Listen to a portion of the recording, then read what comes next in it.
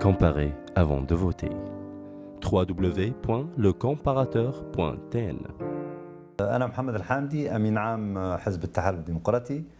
كنت مرشح للانتخابات الرئاسية، ترتيبي في القائمة هو رقم 17. أنا بالنسبة للتوانسة عموما يعرفوني معناها في خلال المرحلة اللي فاتت. أنا نظلت معناها لي سنوات عديدة في العمل النقابي في نقابة التعليم الثانوي، وتنقلت من نقابة جهوية إلى النقابة الوطنية للتعليم الثانوي. وأنا كنت زاد ناشط في صفوف الديمقراط التقدمي يعني من سنة 2001. وليت في 2006 عضو مكتب سياسي، وبعد الثورة وليت عضو هيئة تنفيذية في الديمقراط التقدمي، ثم انفصلت مع مجموعة الديمقراط التقدمي وأسسنا مع بعض المستقلين وبعض الشخصيات من أحزاب أخرى أسسنا التحالف الديمقراطي. التحالف الديمقراطي يعرفوه التوانسة من خلال السنتين الفارطات، ويعرفوا دوره التوافقي في الحوار الوطني وفي صياغة الدستور. أنا كنت مترشح لأن في التحالف الديمقراطي سعينا باش نعملوا قائمات ائتلافيه في الانتخابات التشريعيه، مع الاسف ما نجحناش، فقررنا المضي وحدنا في الانتخابات التشريعيه والرئاسيه، وترشحت انا باسم التحالف الديمقراطي. لكن بعد النتائج التشريعيه اول حاجه لاحظنا ان التوجه الديمقراطي الاجتماعي هذا ما حققش نتائج كبيره في الانتخابات التشريعيه، وحبينا نرسلوا رساله سياسيه للعائله الديمقراطيه الاجتماعيه، وهي انها ندفعها في اتجاه انها تتفق على مرشح واحد. علاش تتفق على مرشح واحد؟ باش تضمن لها حظوظ اوفر للمنافسه، خاصه واحنا نشوفوا ان التصويت في الانتخابات التشريعيه كان تصويت حركات عوامل انفعاليه، حركه الخوف اساسا، وما كانش تصويت عقلاني في تقديرنا. واحنا حفاظا على توازن المشهد السياسي، وحفاظا على يعني صمامات امان للديمقراطيه الناشئه، وخوفا من ان تفضي يعني رئاستي السلطة التنفيذية مع المجلس التشريعي إلى نفس الطرف السياسي، احنا ندعو التوانسة إلى أنهم يصوتوا بعقل وروية، وأنهم يختاروا الشخصية اللي يطمنوا لها من ناحية الديمقراطية، واللي يطمنوا لها من ناحية قدرتها على تجميع التوانسة والتعبير على المشتركات الوطنية.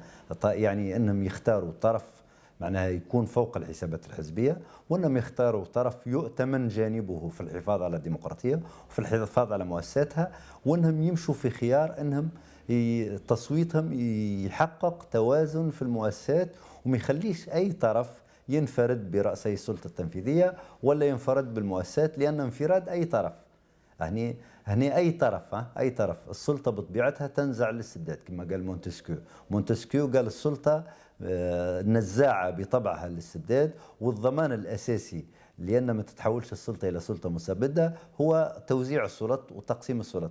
في الإطار هذا أنا ندعو التوانسة أنهم يحطوش كل البيض في نفس السلة، وأنهم يوزعوا البيض هذا، وأنهم يوزعوا يعني توزيع السلطة وتوزيع رأسي السلطة التنفيذية تحديدا بشكل أنه يضمن نوع من التوازن في المشهد السياسي، ويضمن أن حتى طرف ما ينفرد بالسلطة ولا يتجه بالسلطة إلى نوع من الانتكاسة في المسار الديمقراطي، لأن مسارات الانتقال الديمقراطي راي على درجة عالية من الهشاشة وعلى درجة عالية من الضعف، بشكل الانتكاسات واردة. وثم تجارب مقارنة، ثم تجارب مقارنة إن شاء الله ربي يستر تونس منها، صارت فيها ثورات وصارت انتكاسة ورجع النظام القديم، ولا رجعت مظاهر الاستبداد سواء بالقدامى انفسهم ولا بالجدد اللي ربما يعني يخطر لهم باش يمارسوا نوع من الاستبداد. هذا ما ادعو اليه التونسيين، ونتمنى ان الانتخابات الرئاسيه تدفع الانتقال الديمقراطي، او تكون لبنه اخرى في لبنات تثبيت الانتقال الديمقراطي.